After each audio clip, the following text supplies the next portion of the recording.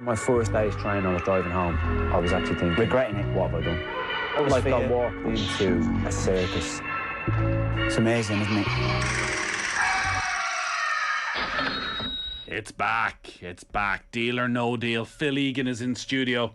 Some people aren't happy about it, though. Johnny Ward literally just upped and left. He was sitting here 10 seconds ago and said, I've got to go. Gotta go. And has walked out of studio. We hadn't even got our teeth into any deals yet. But What did you do to Johnny? Nothing. No. Do you know what it is? You're a Crokes man. And you've nabbed Shane Walsh. Are you not embarrassed as a Crokes man for what you're doing to the GAA? The entire fabric of the GAA has been ripped apart by your club. No. That's just part and parcel of it. To be honest, the prospect of going to watch Paul Mannion and Shane Walsh playing in the same full forward line, if it goes through. Like, does it put an asterisk aside anything they achieved this year? Like, you think of the purity of clubs like Jude's. The purity of clubs like that. Trying to do things the right way. Is that where you've dropped the anchor? Jude's, is it? Damn right. Yeah, we used to have good tussles at Jude's, all right. But nah, it's... No one will ever forget the great county final of last year when it was scoreless after 20 minutes. Yeah, that like, in fairness, Crokes did the double last year, but they kind of, not say stole both finals, but they took them in dramatic fashion. I'd say it's a pattern emerging. Yeah, big time. So it'll be interesting to see what happens. I'm not sure if it's definitely going ahead just yet. There was a interesting story in the back of the... And they can't stop him. Surely they can't stop him, like, unless he's not living there, but he says he is. So yeah. Anyways, we're not here for, even though that could fit into dealer. We could expand deal. Like, if there was a GAA transfer window, it makes our life an awful lot easier. It's got to be said. Like, we could extend the show by an hour, handy, every day. Deal or no deal, Cristiano Ronaldo, we've just been talking about him. Will he stay or will he go? I think he stays, because I don't know who's going to put up or the wages for him. So he's 37 now. If you want to, he's not going to go abroad. He wants to play in the Champions League. Obviously, he is abroad. Well, he's not going to leave. When I say go further afield, he's not going to go, say, to the Middle East. Okay. He's not going to go to the US. Because he wants to play in the Champions League. He wants to just keep banging in goals in the Champions League, chipping away, extending that lead that he has at the top of the charts. And he'd be worried if he doesn't play that someone could hunt him down. But I'm not sure if that would happen. But it's just not a great start for United, because they looked so promising on pre-season, the front three of Rashford, Martial and Sancho, and just so much more dynamic, and there's a unit there. Ronaldo comes in, he's going to score goals, we know that, but over the course of 38 games, will Ronaldo be a plus or will he be a hindrance for Manchester United? And personally, I think that they would be better off without him, but it's very hard to get rid of a guy that commands such a big wage, weekly wage. And I get, like, Ronaldo's standards are so high, and unfortunately right now where he wants Manchester United to be, they're just not there. Isn't the irony is maybe they can't get there because of Cristiano Ronaldo? There's definitely an aspect of that. Yeah, possibly. And they've brought in Eric Ten Hag to get them back to the top table and get them competing for league titles, and he has to have a full say in what happens. You know, he says all the right things when he's on camera about Ronaldo, but it'd be interesting to know what he really thinks. Ronaldo's performance against Ireland in Faro is kind of the player he is at the moment. Like, he was absolutely awful in general play. Should have been sent off. And he should have been sent off, got a couple of goals. Yeah. But his contribution, like, there's no way Man United could ever win a league with Ronaldo at the moment. Like, because there's so much of his play that's not good enough anymore. No, he's got to go. Yeah, got to go. The way it is with United is, I mentioned the front three there of Rashford, Martial, Sancho. In recent seasons, none of them prolific. Now, they're not, like, Sancho isn't that kind of player. Rashford had a spell, Martial had a spell where they were quite potent in front of goal. Now you've got a situation where when the ball falls to one of those three lads, they're not going to score as many goals as Ronaldo, but they're probably going to create more chances without Ronaldo.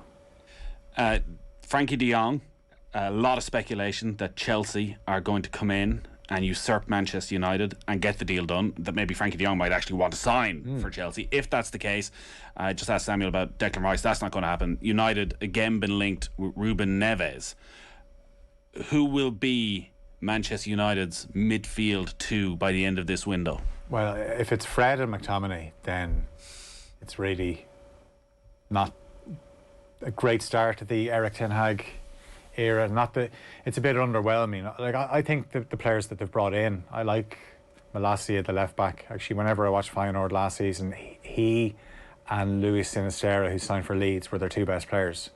But they need a midfielder, and I know obviously Ten Hag wants Frankie de Jong. He knows him well. But if Frankie de Jong doesn't want to come to Manchester United, then you don't want players like that. Chelsea seem to be, their transfer strategy seems to be, what are they doing across the road there? Or what are they doing? Well, it seems to be there? led by Todd Bowley, who has come in with no outstanding knowledge of football, and as you say, is looking around going, oh well, he must be good if they're interested in him. We should get him. But saying that, Raheem Sterling and Koulibaly are two very good signings. Absolutely. Like Sterling could well prove to be the signing of the summer. We're tight enough on time. Mentioned it, David Connolly, looking through all the season previews, I'm surprised by the lack of movement from an awful lot of the teams outside the top six, and lack of exciting or even peculiar signings. You go, geez, this guy, if it was to work out, could change things. Yeah. And like Leicester are one of them who you feel are almost, and should have finished in the top four over the last couple of seasons, would be ready to kick on, but have done nothing in the transfer window, and an awful lot of their players now are been linked with moves away from the club. Would you be worried if you were a Leicester fan? Yeah, I would be. I think when people do their previews at the start of the season, Brendan Rodgers is going to be in the conversation for who is the manager that could be the first out the door. I actually picked Rodgers, I think, a couple of seasons ago, and then they started off brilliantly, so I was left to look pretty foolish. It was off the back of the fact that they missed out in top four, and then the following season they did the same again, went to the final day. But there's a bet there that like is going to look so obvious in about a month's time, be a top scorer or first manager to go, or to get relegated, or top six or something. Maybe Rodgers is the man. Yeah, I'd be kind of looking at someone like Marco Silva maybe, because Fulham will have expectations to hit the ground running in the Premier League, and if they don't, they'll just do what they always do. Like Fulham and Watford are very similar in that fact. But yeah, you'd be worried with Leicester. They haven't signed players. They're very good at getting big fees for players like Harry Maguire. Well, on that then, James Maddison has been linked to Newcastle United. Phil, out of 10, how likely is this transfer? Right now, I would say about 5. But see, we're in early August. We've a month ago. You start the season badly. Remember, the season is starting a week earlier because of the World Cup. So it just gives you more time to get deals done. And if certain teams don't start well, they'll go to their owners and say, right, you got to back me before the transfer window closes. But yeah, it's all like Leicester peaked, and they probably need to reassess things and maybe start rebuilding, and maybe they feel like Brendan Rodgers, let's see what he can do, but it wouldn't be the worst thing if it didn't work out. Be careful what you wish for. Cullum, our producers, decided to liven things up by adding some dramatic music to the background, and it fell very flat, it's got to be said. It sort of ruined the piece almost there. I thought we did a good show prior to that. Aside from you just disappearing for 3 minutes, which we were just meant to ignore. Yeah, well, but people didn't even notice until you just mentioned it there. I'd already told them. It actually never happened. You'd already told them? Yeah. You said you stormed to finish up then on the return of Deal or No Deal, Jason Knight, should he leave Derby County? Yeah. Yes. League One.